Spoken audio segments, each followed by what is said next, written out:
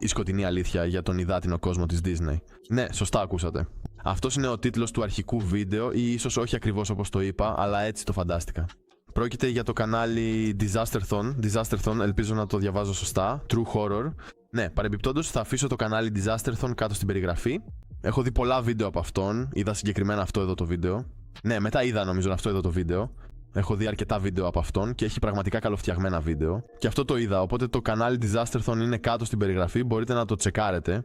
Τέλος πάντων, ας πάμε στην τσεχική μετάφραση αυτού του βίντεο, γιατί το έβαλα να μεταφραστεί. Οπότε πάμε.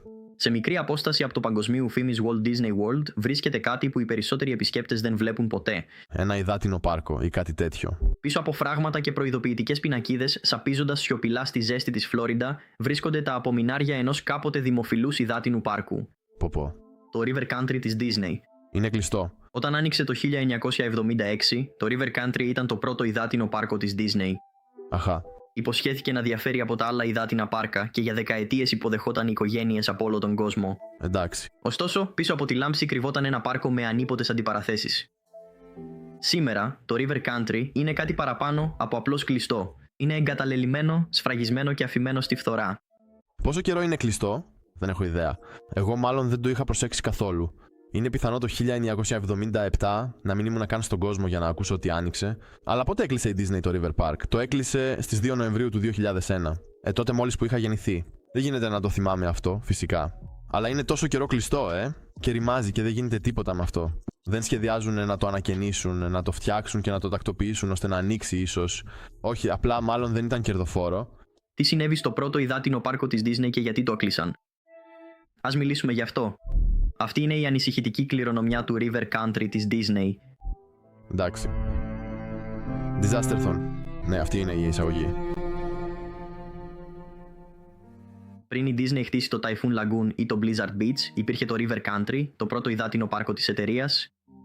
Άνοιξε στις 20 Ιουνίου του 1976 στη λίμνη Bay Lake, δίπλα στο Fort Wilderness Resort και το Camping. Το River Country ήταν μικρό, σε αντίθεση με τα μεγάλα πάρκα για τα οποία είναι γνωστή η Disney σήμερα, και έπρεπε να θυμίζει μια επαρχιακή αμερικανική πισίνα, όπως αυτές που υπήρχαν στις καλοκαιρινές κατασκηνώσεις στις αρχές του 20ου αιώνα. Το πάρκο είχε φυσικούς βράχους, ξύλινες γέφυρες και μια τεχνητή λιμνοθάλασσα που έμοιαζε μέρος του κόλπου Bay Lake. Ήταν ένα από τα πρώτα υδάτινα πάρκα που χρησιμοποιούσαν φιλτραρισμένο νερό από τη λίμνη. Wow, καλό. Αντλούμενο από το Bay Lake μέσω ενός συστήματος φιλτραρίσματος σχεδιασμένου να πληρεί τα υγειονομικά πρότυπα διατηρώντας παράλληλα τη φυσική εμφάνιση. Το σύστημα νερού έγινε αργότερα ένα από τα πιο αμφιλεγόμενα στοιχεία του πάρκου. Πώς και έτσι, δηλαδή δεν δούλευε ή είχε τα ελαττώματά του? Γιατί ήταν τόσο αμφιλεγόμενο? Δεν το καταλαβαίνω απόλυτα. Ή μάλλον δεν το πιάνω. Το River Country πρόσφερε στους επισκέπτες μια σειρά από αξιοθέατα. Ανάμεσά τους ήταν το Whooping Holler Hollow, ένα ζευγάρι τσουλήθρες σώματος μήκους 18 μέτρων, το Slippery Slides Falls και βασικά στοιχεία αναψυχής όπως σχοινένιες κούνιες, κούνιες με λάστιχα, δίχτυα αναρρίχησης και μια παραλία με λευκή άμμο. Σε σύγκριση με τα σύγχρονα υδάτινα πάρκα της Disney, το River Country ήταν μικρό, αλλά στα τέλη της δεκαετίας του 70 και στις αρχές του 80 θεωρούνταν καινοτόμο για τον συνδυασμό θεματικού σχεδιασμού με πραγματικό νερό και φυσικό τοπίο. Το μέγεθος και ο σχεδιασμός του το έκαναν πιο προσωπικό και απομονωμένο, κάτι που αποτελούσε σκόπιμη αντίθεση με τα επεκτηνόμενα πάρκα μεγάλης χωρητικότητας στις εκτάσεις της Disney. Το River Country λειτουργήσε για 2 δεκαετίες και έγινε δημοφιλής προορισμός για τους επισκέπτες που διέμεναν στο Fort Wilderness και στις γύρω περιοχές. Προωθήθηκε ως μια πιο ήσυχη εναλλακτική λύση στο κύριο πάρκο, ένα μέρος για δροσιά, χαλάρωση και χρόνο στην ύπαιθρο. Αν και το πάρκο επιφανειακά φαίνεται ασφαλές και καλοδιατηρημένο, η εξάρτησή του από το νερό της λίμνης και η έλλειψη σύγχρονων χαρακτηριστικών ασφαλείας έγιναν αργότερα κύριες ανησυχίες. Οπότε δεν πρόσθεσαν τίποτα εκεί, απλά δεν το εξυγχρόνισαν. Αυτό είναι όλο, Επειδή δεν είχα ακούσει κάτι τόσο αμφιλεγόμενο γι' αυτό. Είχα ακούσει για το πιο γνωστό. Πώς λεγόταν εκείνο το πάρκο? Water Park. Όχι, δεν ξέρω. Πώς λεγόταν το πιο γνωστό, εκείνο το υδάτινο πάρκο? Story of Action Park. Αυτό είναι, το Action Park. Γι' αυτό έχω ακούσει πολλά. Έχω δει μάλιστα αυτό το βίντεο. Ναι, αυτό το ξέρω. Αλλά για το υδάτινο πάρκο της Disney δεν είχα ακούσει τίποτα κακό. Είναι περίεργο. Τι είδους αντιπαραθέσεις υπήρχαν λοιπόν? Ο τύπος μάλλον πρέπει να πει κάτι για την ασφάλεια. Παρά την εμφάνισή του, το River Country της Disney δεν ήταν χωρίς σοβαρά προβλήματα. Με την πάροδο των ετών συνέβησαν αρκετά περιστατικά στο πάρκο. Ναι. Όμως 3 θάνατοι ξεχωρίζουν, όχι μόνο λόγω της τραγωδίας, αλλά και λόγω του τι αποκάλυψαν για τον σχεδιασμό και τους περιορισμούς του πάρκου. Κοίτα, έχω μελετήσει αρκετά τα υδάτινα πάρκα, ή μάλλον στο παρελθόν έβλεπα καταστροφές ή ατυχήματα σε υδάτινα πάρκα αναψυχής κτλ. Οπότε είναι πιθανό να έχω ακούσει κάτι για κάποιο ατύχημα, αλλά απλά πρέπει να το θυμηθώ λίγο. Τον Αύγουστο του 1980, ένα 11χρονο αγόρι από τη Νέα Υόρκη πέθανε αφού μολύνθηκε από μια σπάνια αλλά θανατηφόρα αμοιβάδα που ονομάζεται Νεγκλερία φαουλέρι. Αχά, οπότε εν ολίγης απλά κακώς φιλτραρισμένο νερό. Άρα όλο το πρόβλημα βασίζεται στο φιλτράρισμα. Κακό φιλτράρισμα του νερού, έτσι, οπότε μπήκε κάποιος μικροοργανισμός ή κάτι τέτοιο, κάτι που είναι επικίνδυνο για τους ανθρώπους και τα παιδιά ή για άτομα με ασθενέστερο ανοσοποιητικό, ίσως για όλους, δεν έχει σημασία. Και βάσει αυτού υπήρξε ο πρώτος θάνατος. Αυτή είναι η πρώτη αντιπαράθεση, Ένας μικροσκοπικός οργανισμός που βρίσκεται σε ζεστά γλυκά νερά. Το αγόρι κολύμπησε στο River Country λίγες μόνο μέρες πριν εμφανιστούν τα συμπτώματα. Η αμοιβάδα εισέρχεται στο σώμα από τη μύτη και επιτίθεται στον εγκέφαλο, προκαλώντας μια κατάσταση που ονομάζεται πρωτοπαθής αμοιβαδική μηνυγκοεγκεφαλίτιδα, η οποία είναι σχεδόν πάντα θανατηφόρα. Οι υγειονομικές αρχές επιβεβαίωσαν ότι το νερό στο River Country ήταν η πιθανή πηγή της μόλυνσης. Το περιστατικό επέστησε την προσοχή στη χρήση του νερού της λίμνης στο πάρκο. Αν και φιλτραριζόταν και χλωριωνόταν, το σύστημα δεν επαρκούσε για την απομάκρυνση ορισμένων φυσικών οργανισμών που υπάρχουν στις λίμνες της Φλόριντα, ειδικά κατά τη διάρκεια του καλοκαιριού όταν οι θερμοκρασίες ήταν υψηλές. Η Disney υποβάθμισε το περιστατικό τότε, το χαρακτήρισε τραγικό και εξαιρετικά σπάνιο γεγονός. Οι επικριτές, ωστόσο, αμφισβήτησαν εάν η χρήση νερού λίμνης, όσο και αν φιλτραριζόταν, ήταν κατάλληλη σε ένα ελεγχόμενο περιβάλλον πάρκου. Ενώ καταλαβαίνω ότι όχι, τώρα μάλλον καταλαβαίνω γιατί μπορεί να είναι λίγο αμφιλεγόμενο. Σκεφτόμουν ότι εκείνη την εποχή η τεχνολογία ίσως να μην ήταν τόσο προηγμένη ώστε να μπορεί να φιλτραριστεί. Ίσως σήμερα να περνούσε, όχι, αλλά δεν είμαι ειδικός σε αυτό, απλά υποθέτω. Οπότε πριν με πιάσει κάποιος από το λόγο μου και πει: Λοιπόν, να σου δείξω, δουλεύω σε αυτόν τον κλάδο 50 χρόνια. Και εγώ θα πω: Ναι, τέλεια, εγώ ρε φίλε, δεν έχω ούτε τις μισές σου εμπειρίες ή δεν έχω ζήσει ούτε τη μισή σου ζωή, οπότε καταλαβαίνεις. Εγώ θέλω να μαθαίνω, απλά γράψτε το ευγενικά, σας παρακαλώ. Οι εκπρόσωποι της Disney, ωστόσο, ισχυρίστηκαν ότι δεν μπορούν να κατηγορηθούν, επειδή η αμοιβάδα μπορεί να πολλαπλασιαστεί σε οποιαδήποτε λίμνη γλυκού νερού κατά τη διάρκεια ζεστού καιρού. Είπαν επίσης ότι δεν μπορούσαν να κάνουν και πολλά γι' αυτό. Φυσικά. Ο εκπρόσωπος της Disney, Charles Ridgway, δήλωσε: Φυσικά και μας ανησυχούν και λαμβάνουμε πολύ σοβαρά υπόψη τυχόν πιθανούς κινδύνους για την υγεία ή την ασφάλεια των επισκεπτών μας. Δεν γνωρίζω κανένα μέτρο που θα μπορούσε να ληφθεί ως αποτέλεσμα αυτού. 3 παιδιά εκείνη τη χρονιά σε όλη τη Φλόριντα πέθαναν από την ίδια αμοιβάδα. Το πάρκο δεν κατηγορήθηκε και απλά συνέχισαν.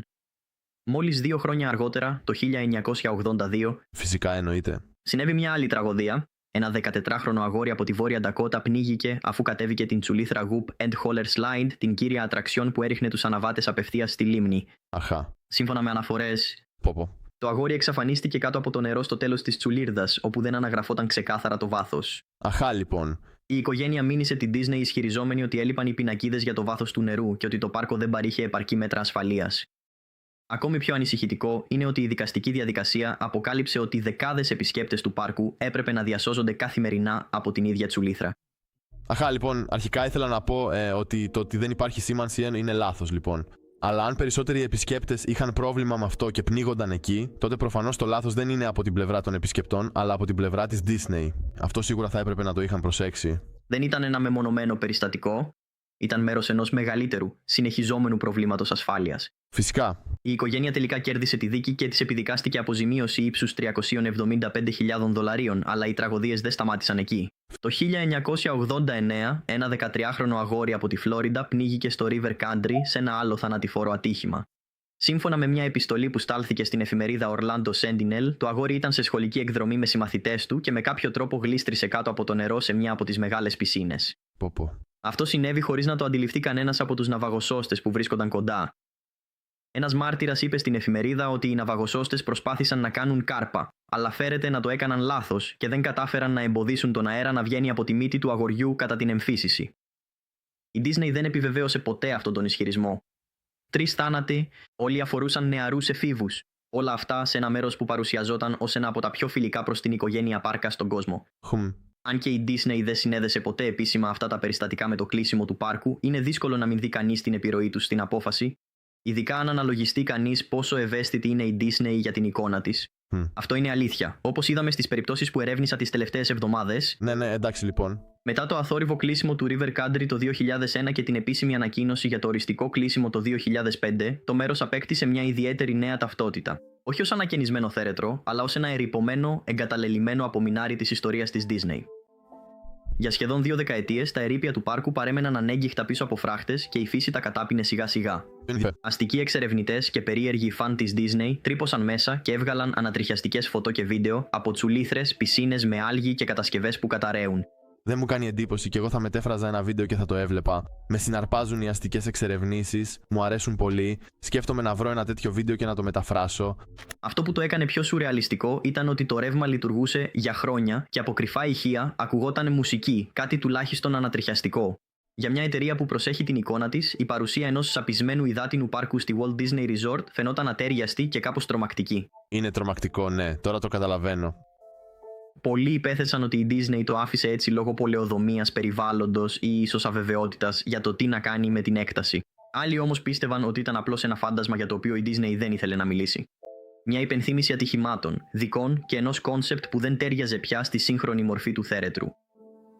Αυτό άρχισε να αλλάζει το 2016, όταν οι πισίνες του River Country καλύφθηκαν με τσιμέντο, ξεκινώντας την ανάπλαση. Το 2018 άρχισε η κατεδάφιση και η Disney παρουσίασε το Reflections, ένα θέρετρο με θέμα τη φύση που θα τιμούσε το τοπίο. Αλλά μετά σιωπή. Μέχρι το 2021 κάθε αναφορά στο Reflections χάθηκε από την Disney και πολλοί υπέθεσαν ότι ακυρώθηκε. Σταμάτα. Άλλο ένα θύμα. Του COVID. Ναι, ο COVID. Μετά, το 2024, το έργο αναβίωσε με νέο όνομα και η κατασκευή αναμένεται να τελειώσει το 2027.